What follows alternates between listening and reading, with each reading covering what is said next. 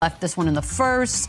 LeBron finished with 17-9-5. Luka 29-9-6. Kawhi with 33 and 10 rebounds. Up 15 and 3. For the Lakers over their last 18. A 6-game winning streak is happening, and they are in the 2 seed right now in the Western Conference. Lou, man. We liked those odds last week. They're just going to get lower and lower. How we feeling about them coming out of the West? 2 seed, Lou. Come on. I still like OKC, but you got to admit, Luka was there. Luka was in the finals last year, and pairing him up with LeBron, it looks like this is something that's gonna work.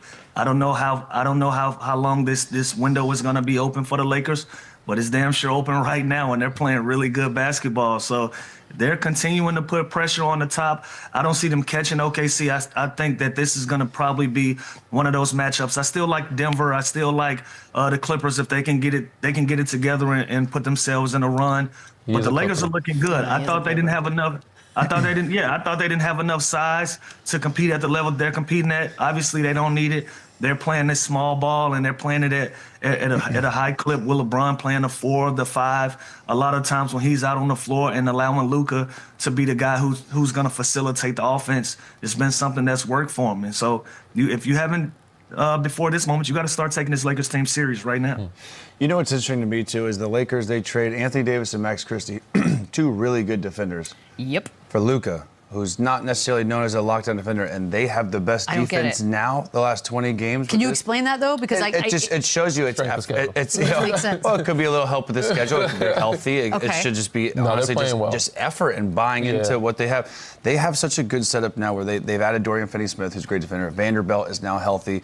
Rui can lock in. And LeBron James is literally playing at, we talked about this last week, he's playing at an all defensive level, which is nuts to say at 40 years old. So it's almost like offensively, we know they're so good. They have playmakers with Luka and LeBron. Then when they're out, Austin Reeves just seamlessly turns into this number 1 option, and he's the guy they go through.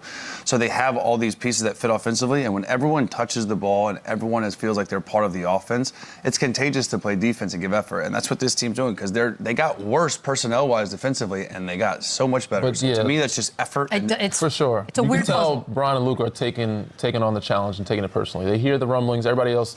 Jackson Hayes is like, can I ask who can fill that role? The bigs are like, people are talking like they have no big men. So when they come in, they're like, we got to give energy, we got to play well. So Rui, Austin, they're all playing. Everybody's stepping up offensively and defensively. I think strength of schedule has helped them a little bit, but they're playing really well. I mean, there are 2 losses in that stretch, by the way, were to the Jazz and Hornets, which is a helpful schedule, but weirdly... the teams they're beating some pretty good teams, even though all those teams aren't 100% healthy. But they've won some. I still want to see them against some of the top, like OKC, Houston, Memphis, when healthy. What they look like. So it's hard for me to gauge that, but they are playing well. I did not predict this. They're playing at a level that I did not expect. Let me ask you this, Danny. You've got that half championship ring with the Lakers. When you look at this Lakers team, do you see something that this could happen?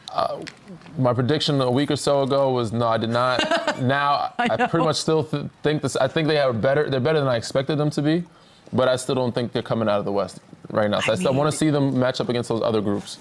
It's healthy. Insane. Like on principle alone, I can't put dollars on this. But if I didn't have because it's Lakers and as a Spurs fan, but it's looking really decent at this point. At least to come out of the West, maybe not to win it all, but to come out of the West seems like a pretty realistic. Well, they have that experience too. They have that edge. They have veteran leadership. They have guys that can score, and now all of a sudden they're the best defensive team in the NBA. So yeah, that's going to be a hard out even for a young, explosive, talented team like the Thunder.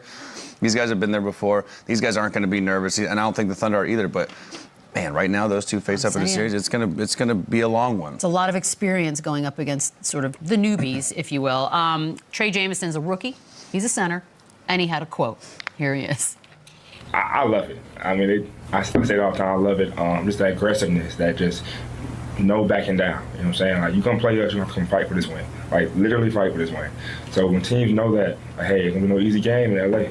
That's just huge for us, you know what I'm saying? Letting Luka and Bron go kill and let us do our dirty work. I love that. I mean, that's the gritty mentality. Listen, again, he knows his role, too, and this offense, too, is set up where it's the next man up. Like I just mentioned, Austin Reeves. Every time Luka or LeBron's been out, Austin Reeves just gets it light 25. Like he's been unbelievable. A guy like Rui goes out last night, no problem. Dorian Finney-Smith and Vanderbilt, they kind of combine to make up the what he gives in production. Dalton Connect now all of a sudden with Austin Reeves out last night, he gets more opportunity and goes and has 19 last night and is aggressive. Has never seen a shot he doesn't like, and that's good when you have guys out and you're aggressive and you have that mindset as a rookie playing with LeBron and Luka. You can be timid sometimes. He's not. So I think they've built this roster where they're very deep.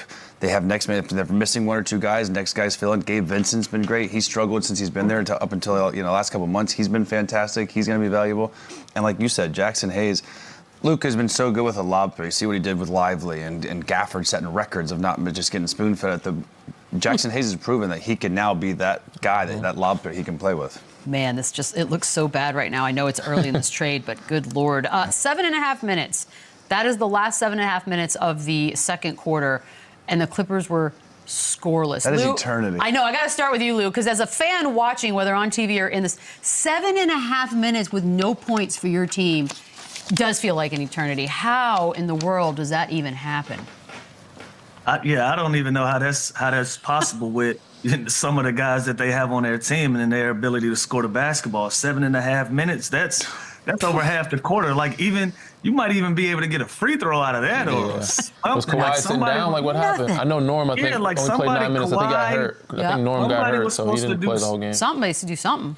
Yeah, somebody was supposed to do something to the point where, hold on, let's stop this bleeding. Let's get a couple free throws right here or a layup or something like that, and let's figure it out from there. But that was alarming. I didn't see that coming. So the fact that they were able to survive that for 7.5 minutes and only lose this game by 6 points, that was a miracle in itself. More alarming for the Clippers for me than it. I mean, I give a lot of credit to the Lakers, but I think the Clippers, they made some trades. They brought in Bogey. They brought in Ben Simmons off of buyout.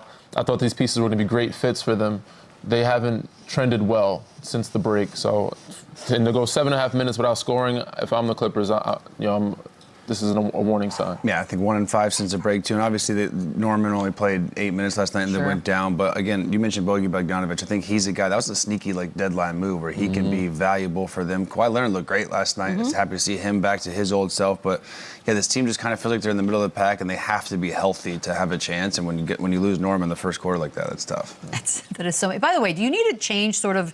I get that you're focusing on Luka for a lot of this, but in the exchange of that is that there's just a lot of open shots for others.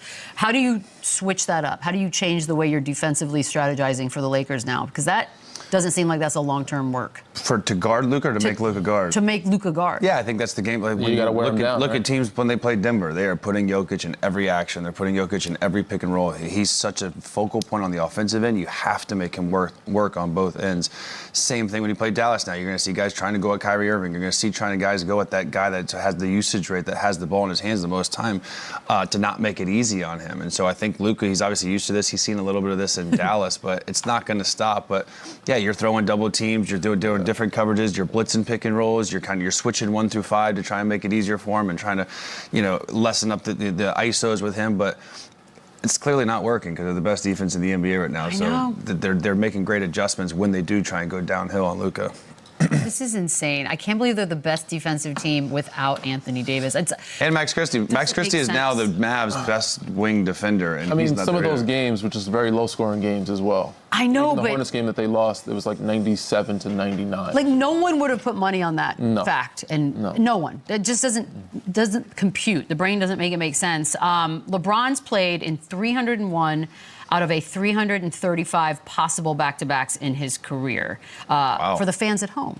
So, I mean, you just said, wow. How impressed are you? Yeah, like, go ahead. I mean, that's an old area. The new day and age players, it doesn't happen that often. Nope. All right, so for him to take that pride, so we're looking for somebody to carry that torch, right? Take on the face of the NBA, to be able to be available, do all the things off the court, on the court, be a professional, win, show up, work, and have that charismatic aura that everybody's talking about. So he's just been ultimate professional for the last 22 years, and there's a reason why he's got 50,000 points. Yeah, we see how hard it is for guys to stay on the floor, right? Sure. This dude's been the chosen one since high school. He's been all the limelight, and he's never once been distracted and been like, took a summer off. And this is why he has the greatest career of all time. Yeah, like that is crazy. I didn't even read that in the 301 out of 335 in the meeting before the show. Oh yes, our meeting. I missed that one, but that's insane. Obviously, his production, his scoring, and his passing, and his championships, all that is. But his longevity is to his medical staff. Yeah, like and the body got all the million. So why is the league not just emulating whatever it is LeBron's staff has done this whole time? And granted, some of it's just he's blessed, right? Like it's genetically blessed. Being a juggernaut, just not having any injuries. Just do what he's doing. Everybody do what LeBron's been doing. Most guys aren't committed like him. Most guys don't want to do that. Most guys don't want to spend the time and the work and the effort. Like this, it's crazy what he does. Lou, 301 out of 335 possible. What do you think? I was about to say, Michelle, everybody don't have the genetics to do that. I wouldn't do that. I don't care how much money you throw at it. Listen, 60% of these guys can put $1 million in their bodies if they want to. They still ain't gonna get this result. But it's just a credit to his genetics and how he's been able to maintain himself over the years. One of the more impressive things than the back-to-back season, knock on wood, he's never had a major injury. Like he's never had a torn ACL or an Achilles or one of these things that we've seen a lot of our star players as well as role players go through in their careers. So to go through 21 years of nothing major to sit you out is a blessing in itself. So kudos to LeBron, still making